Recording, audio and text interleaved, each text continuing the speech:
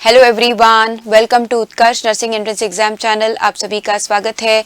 अगर आप भी बीएससी नर्सिंग एंट्रेंस एग्जामिनेशंस की तैयारी कर रहे हैं तो ये वीडियो आपके लिए बहुत ही ज़्यादा महत्वपूर्ण रहने वाला है। आज हम जानेंगे कि क्या प्रिपरेशन स्ट्रैटेजी होनी चाहिए और किस तरह से आपको बीएससी नर्सिंग एंट्रेंस एग्जामिनेशन की तैयारी करनी चाहिए साल भर। आपको पता है कि आपका जो एग्जामिनेशन है वो मई जून में होता है, तो जो भी बच्चे 2026 नर्सिंग एंट्रेंस एग्जामिनेशंस की तैयारी कर रहे हैं, आपके पास लगभग 8-9 महीने का समय है, क्योंकि मई जून में आपका एग्जामिनेशन होना है। तो चलिए जानते हैं कि किस तरह से आपको तैयारी करनी चाहिए। तो एग्जाम के लिए बच्चों सबसे पहले रोड मैप होना बहुत जरूरी है। ऐसा नहीं कि कभी भी आपने कोई भी किताब उठा के पढ़ ली और आपका सिलेक्शन हो गया, ऐसा नहीं है। You have to have a fixed strategy. क्या स्ट्रैटेजी अपनानी चाहिए, क्या रणनीति होनी चाहिए, आज हम जानेंगे। तो बच्चों, जैसे कि आपको पता है, एक गोल है, ओके, जो बच्चा एम्स की तैयारी कर रहा है, एम्स नर्सिंग एंट्रेंस एग्जामिनेशन उसका गोल है। अगर बच्चा आरयूएचएस की तैयारी कर रहा है तो बच्चे का गोल है आरयूएचएस सीयूईटी एग्जामिनेशन। गोल आपका फिक्स होना चाहिए कि हमको कौन सा एग्जाम टारगेट करना है। एक फिक्स एग्जाम होता है और सबसे पहले उसके अंदर आपको क्या करना है, सिलेबस देखना है। तो बच्चों, 1 ईयर प्रिपरेशन प्लान क्या होना चाहिए, मोटा मोटा आपके पास एक साल की जो तैयारी होती है वो किस तरीके से करोगे आप, क्या आपका प्लान होना चाहिए।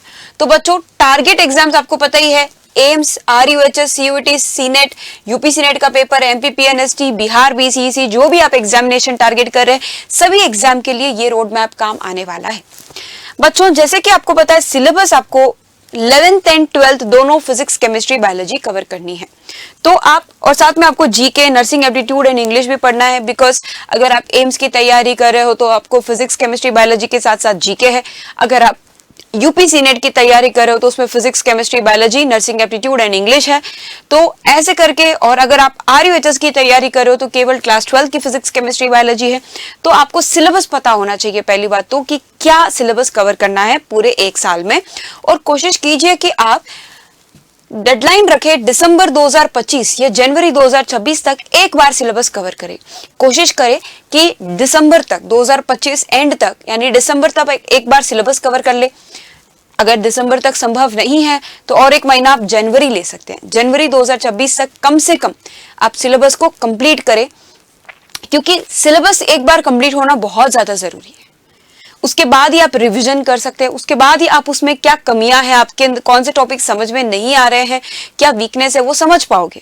सिलेबस अगर आप बहुत लेट एंड करोगे, मान लो कि आपका एग्जामिनेशन जून में है और आप अप्रैल तक सिलेबस कवर नहीं कर पाते हो, तो फिर आप रिविजन कब करोगे, प्रैक्टिस कब करोगे। इसलिए बहुत ज्यादा जरूरी है कि सिलेबस एग्जाम से 6 महीने पहले ही खत्म हो जाए, तो एक बार अच्छा है। तो दिसंबर जनवरी तक अगर आप कोशिश करना कि हो सके तो दिसंबर जनवरी तक आप अपना सिलेबस कवर करें, और उसमें आप वीक टॉपिक्स को अर्ली आइडेंटिफाई कर पाओगे। यानी बहुत जल्दी आपको पता चल जाएगा, जैसे कि कोई बच्चा फिजिक्स पढ़ रहा है तो उनको पता चल जाएगा कि भाई मेरा रे ऑप्टिक्स कमजोर है या मुझे करंट इलेक्ट्रिसिटी में दिक्कत हो रही है। ऐसा पता लग जाएगा कि कौन से टॉपिक स्ट्रांग है, कौन से वीक है, ताकि आप उन वीक टॉपिक्स पर काम करके उनको फिर से स्ट्रॉन्ग कर सको। तो इसलिए ये बहुत ज्यादा जरूरी है बेटा। उसके बाद में ऑर्गेनाइज्ड प्रिपरेशन होना चाहिए। अब ऑर्गेनाइज्ड प्रिपरेशन क्या है? एक व्यवस्थित प्रिपरेशन, तैयारी जो है आपकी बहुत ही ज्यादा व्यवस्थित होना चाहिए। जैसे कि बच्चों आप देख सकते हैं, why structured study, why structured study is important. क्यों आवश्यक है व्यवस्थित प्रिपरेशन, स्ट्रक्चर्ड स्टडी क्यों आवश्यक है? To avoid last minute pressure. अगर आपको लास्ट मिनट प्रेशर अवॉइड करना है, जैसे कि अगर आपका एग्जामिनेशन मई मंथ में है और आप अप्रैल तक सिलेबस ही कवर नहीं कर पाते हो, तो ऑब्वियसली वो मेंटल प्रेशर बढ़ता है कि मेरा एग्जाम ठीक से होगा नहीं होगा। अगर आपने दिसंबर में ही सिलेबस कवर कर दिया है और 2 बार रिवीजन करने के बाद आपने खूब सारे मॉक टेस्ट भी दे दिए हैं, तो definitely you will have a confidence, और लास्ट मिनट प्रेशर जो है वो आपका अवॉइड होगा। और फिर बैलेंस कॉन्सेप्ट प्लस प्रैक्टिस, क्योंकि केवल कॉन्सेप्ट जानने से काम नहीं चलेगा। आपको कॉन्सेप्ट जानना है, साथ में आपको प्रैक्टिस भी करना है। केवल कॉन्सेप्ट पढ़ने से या केवल एनसीईआरटी पढ़ने से सिलेक्शन नहीं होता, क्योंकि ये ऑब्जेक्टिव है। इसमें आपको एमसीक्यूज प्रैक्टिस करना भी उतना ही इंपॉर्टेंट है जितना इंपॉर्टेंट कॉन्सेप्ट जानना है। तो कॉन्सेप्ट्स को जानना प्लस आपको एमसीक्यू प्रैक्टिस करना, दोनों ही फॉलो करना होगा। और तीसरी सबसे बड़ी चीज regular self assessment. Regular self assessment क्यों जरूरी है? आप खुद को जांचोगे कि कितने क्वेश्चंस आपके सही हो रहे हैं, कितने गलत हो रहे हैं। जैसे आप YouTube पे आते हो, क्लास लेते हैं, तब मैं जो भी MCQ सॉल्व करवाती हूँ, या कोई और हमारे physics chemistry biology other subjects के टीचर्स जब MCQ सॉल्व करते हैं, then you get to know कि किस तरह से आपके जो क्वेश्चंस है कितने सही हो रहे हैं, कितने गलत हो रहे हैं, क्या सुधार होना चाहिए। तो it is very very important for regular self assessment. और बच्चों, चौथी चीज क्या है? Systematic revision plan. एक होना चाहिए आपका सिस्टमैटिक रिविजन प्लान कि किस तरह से आप रिवाइज करोगे। चीजों को केवल पढ़ने से काम नहीं चलता है। एक बार पढ़ लिया था आपने 6 महीने पहले, लेकिन आज अगर आप उसी चैप्टर को याद करने की कोशिश करोगे तो आप देखोगे कि काफी सारी चीजें आप भूल चुके हो। ऐसा क्यों होता है? क्योंकि आपने उसको रिवाइज नहीं किया है। बहुत ही ज्यादा इंपॉर्टेंट होता है रिवीजन। मैं बच्चों को फर्स्ट चैप्टर पढ़ाया, जैसे कि इलेक्ट्रिक चार्जेस एंड फील्ड्स। जब तक मैं magnetism and matter, electromagnetic induction पढ़ाती हूँ, तब तक आधे बच्चे फर्स्ट चैप्टर भूल चुके होते हैं, इलेक्ट्रिक चार्जेस एंड फील्ड्स के जो फॉर्मूलाज है। आपको पता है फिजिक्स में हर चैप्टर इंटरलिंक्ड है। फर्स्ट चैप्टर के कॉन्सेप्ट आपको लास्ट चैप्टर में भी काम आते हैं। तो यहाँ पे आपको क्या करना है? रिविजन रखना है। ऐसा नहीं कि मैम चैप्टर नंबर 8 पढ़ा रही है तो हम चैप्टर नंबर 8 पढ़ते जा रहे हैं, लेकिन पहले के चैप्टर्स नहीं देख रहे हैं। ऐसा नहीं होना चाहिए। चैप्टर जो भी मैम पढ़ा रही है उसके साथ साथ जो पहले पढ़ा चुके हैं हम ऑलरेडी, उसको भी रिवाइज करें। अगर 4 महीने पहले कोई टॉपिक आपने पढ़ा है, कोई चैप्टर्स पढ़े हैं, रिवीजन पेंडिंग है, उसको फिर से रिवाइज कीजिए। जितनी बार रिवाइज करोगे उतना अच्छा याद रहेगा। अगर एक चैप्टर को आपने 4 बार रिवाइज किया है तो वो आपको 70% याद रहेगा। अगर एक चैप्टर को आपने 8 बार रिवीजन किया है तो वो आपको 90% याद रहेगा, एज इट इज, है ना, as it is, line to line याद होगा कि कौन से कोने में क्या लिखा है, क्या फॉर्मूला है। तो उसके लिए आपका रिवीजन बहुत ही ज्यादा महत्वपूर्ण है। और MCQs में खासकर जब नेगेटिव मार्किंग होती है, जितना ज्यादा रिवीजन करोगे उतनी ज्यादा आपकी एक्यूरेसी लेवल भी होती है। तो बच्चों, अब हम आपके लिए क्या लेकर आए हैं? उत्कर्ष क्लासेस आपको सपोर्ट कर रहा है ये एग्जाम वाइज बैचेस, यानी आपके लिए डिजाइन किए गए हैं एग्जाम वाइज बैचेस। जैसे कि आपको पता है, अगर आप यूपी सीनेट के लिए तैयारी कर रहे हो, आपके पास अलग बैच है, एम्स वालों के लिए अलग बैच है, बिहार BCC के लिए अलग बैच है। सारे बैचेस की जानकारी मिलेगी इसी वीडियो में, ठीक है। तो जिसमें आपके daily live plus recorded classes होते हैं, वीकली टेस्ट होते हैं, साथ में उसका एनालिसिस भी होता है, चैप्टर वाइज रिवीजन सेशंस होंगे, और यहाँ पे चैप्टर वाइज नोट्स भी आपको प्रोवाइड करवाए जाते हैं। और ये सिस्टमैटिक तरीके से होता है, और एक प्रॉपर गोल जो आपका होता है कि एक फिक्स टाइमलाइन में आपका पूरा सिलेबस कंप्लीट होता है, फिर रिवीजन होते हैं, फिर प्रैक्टिस होते हैं। रेगुलर वीकली टेस्ट से आपको पता चलता है कि आपकी क्या परफॉर्मेंस है, कौन सा सब्जेक्ट आपका वीक है, कहाँ पे रिवीजन की आवश्यकता है। और बच्चों, जैसे कि आपको पता है, यहाँ पे smart practice tools are very very important. आपको खुद के जो टॉपिक बेस्ड टेस्ट है वो आप क्रिएट कर सकते हैं। प्रीवियस ईयर क्वेश्चंस, ये बहुत ही ज्यादा इंपॉर्टेंट है। प्रीवियस ईयर पेपर्स जितना ज्यादा आप प्रैक्टिस करोगे उतना आपके लिए फायदे में होगा, क्योंकि प्रीवियस ईयर क्वेश्चन से एक बार आइडिया लग जाता है कि what is the question paper का ट्रेंड कैसा होता है, व्हाट इज अ ट्रेंड, और क्या लेवल होता है क्वेश्चंस का। इंपॉर्टेंट MCQs को प्रैक्टिस करना है, साथ में NCERT को, this is very very important. कई बच्चे क्या करते हैं, NCERT को इग्नोर कर देते हैं। जी नहीं, NCERT plus previous year questions and important questions will give you a proper base. तो NCERT is a must, NCERT को आप इग्नोर नहीं करोगे। और बच्चों, रियल टाइम डाउट सॉल्यूशंस भी आपको प्रोवाइड करवाए जाते हैं। अगर आप क्लास में आप कोई डाउट पूछते हैं तो तुरंत आपको उसका सॉल्यूशन मिलता है। और हम जो भी पढ़ाते हैं, नोट्स बनवाते हैं, उसमें NCERT पूरा कवर करवाया जाता है। साथ में आपको इंपॉर्टेंट MCQs भी हम ऐप पे प्रैक्टिस करवाते हैं, प्रीवियस ईयर क्वेश्चंस भी इसमें इंक्लूड किया जाता है। तो ये आपके लिए बहुत ही ज्यादा इंपॉर्टेंट है, जो भी हमारे ऐप क्लासेस है।